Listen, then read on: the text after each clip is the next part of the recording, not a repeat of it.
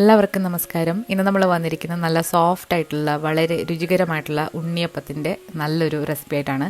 ഇത് ഞാൻ വീട്ടിലെപ്പോഴും ഉണ്ടാക്കുന്ന ഒരു ഉണ്ണിയപ്പത്തിൻ്റെ റെസിപ്പിയാണ്. അപ്പോൾ ഇത് വളരെ ഈസിയാണ്, അതുപോലെ തന്നെ നല്ല സോഫ്റ്റായിട്ട് ഈ ഉണ്ണിയപ്പം എത്ര ദിവസം കഴിഞ്ഞാലും ഇരിക്കും എന്നുള്ളതാണ് ഇതിൻ്റെ ഒരു പ്രത്യേകത.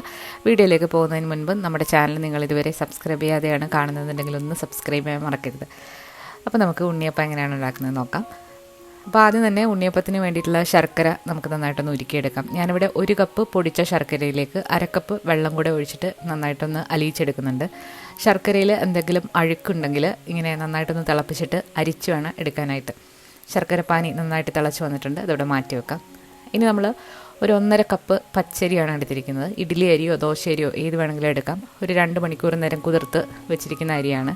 വെള്ളമൊക്കെ മാറ്റിയിട്ട് കഴുകി വൃത്തിയാക്കി എടുത്തിട്ടുണ്ട്.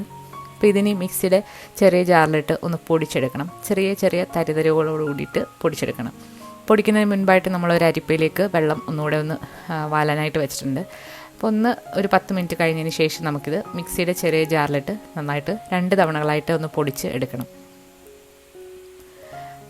പൊടിച്ചെടുക്കുമ്പോൾ ഒരുപാട് അങ്ങ് ഫൈൻ പൊടിയായിട്ട് പൊടിക്കണ്ട. ചെറിയൊരു നമ്മൾ പുട്ട് പൊടിക്കൊക്കെ പൊടിക്കുന്ന ആ ഒരു പരുവത്തിൽ വേണം ഇത് പൊടിച്ചെടുക്കാനായിട്ട്.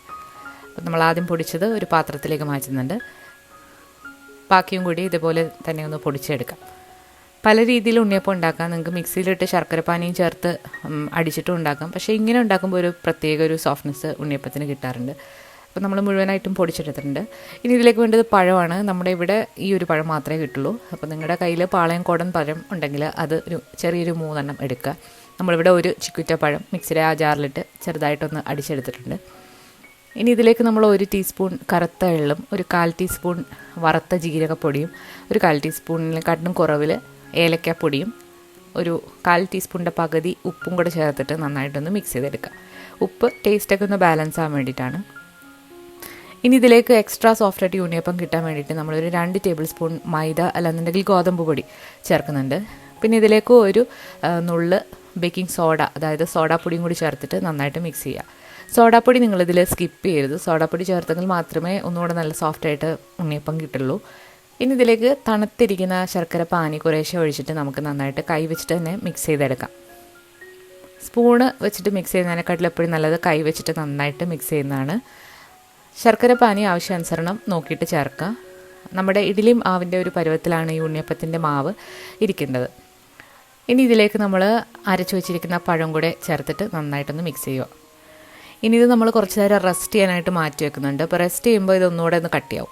ഇതിലേക്ക് നമ്മൾ 1 ടീസ്പൂൺ നെയ്യും കൂടെ ചേർത്തിട്ട് നന്നായിട്ട് ഒന്നുകൂടെ ഒന്ന് മിക്സ് ചെയ്തെടുക്കാം. എള്ള് വേണമെന്നുണ്ടെങ്കിൽ നെയ്യിൽ വറുത്തിട്ട് നിങ്ങൾക്ക് ഇതിലേക്ക് ചേർക്കാവുന്നതാണ്, അത് നിങ്ങളുടെ ഇഷ്ടമാണ്.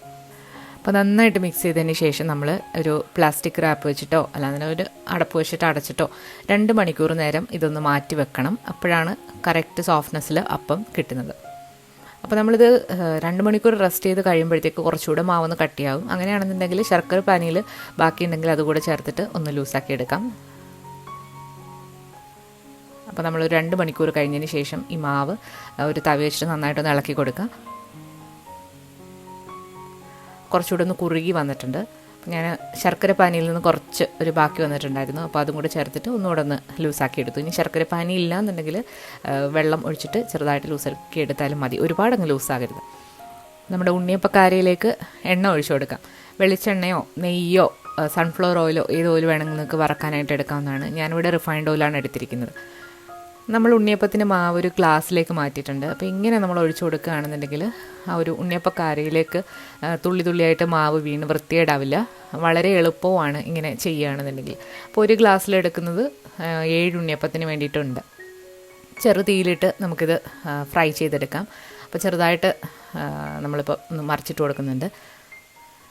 ഇപ്പോൾ ഒരു ചെറിയൊരു ഗോൾഡൻ ബ്രൗൺ നിറമാണ് വന്നിട്ടുള്ളത്. അപ്പോൾ കുറച്ചുകൂടെ കഴിയുമ്പോഴത്തേക്ക് ഇത് നല്ലൊരു ഉണ്ണിയപ്പത്തിൻ്റെ കളറായിട്ട് വന്നിട്ടുണ്ട്. അപ്പം തിരിച്ചു മറിച്ചു വിട്ട് നന്നായിട്ട് ഇത് ഇപ്പം നല്ല കളറിൽ വന്നിട്ടുണ്ട്. അപ്പോൾ നമുക്കിനി ഇത് എണ്ണയിൽ നിന്ന് കോരി മാറ്റാം. അപ്പോൾ നമ്മൾ 28 ഉണ്ണിയപ്പമാണ് ഈ അളവിൽ നമുക്ക് കിട്ടിയിട്ടുള്ളത്. 4 തവണകളായിട്ട് ഉണ്ടാക്കിയതാണ്. അപ്പോൾ നല്ല സോഫ്റ്റായിട്ടുള്ള വളരെ രുചികരമായിട്ടുള്ള ഉണ്ണിയപ്പത്തിൻ്റെ റെസിപ്പിയാണ് നിങ്ങൾ ഇന്ന് കണ്ടത്. നമ്മളിതേ രീതിയിൽ തന്നെ നെയ്യപ്പവും അപ്ലോഡ് ചെയ്തിട്ടുണ്ട്. അപ്പോൾ ഒരുപാട് പേര് ട്രൈ ചെയ്ത് നോക്കിയിട്ട് നല്ല ഫീഡ്ബാക്ക് തന്നിട്ടുണ്ട്. അപ്പോൾ അതേപോലെ തന്നെ നല്ല സോഫ്റ്റായിട്ടുള്ള പെർഫെക്റ്റ് ആയിട്ടുള്ള ഒരു ഉണ്ണിയപ്പത്തിൻ്റെ റെസിപ്പിയാണ്. അപ്പോൾ എല്ലാവരും ട്രൈ ചെയ്ത് നോക്കിയിട്ട് നിങ്ങളുടെ അഭിപ്രായങ്ങൾ അറിയിക്കുക. പുതിയൊരു വീഡിയോ ആയിട്ട് നമുക്ക് വീണ്ടും കാണാം.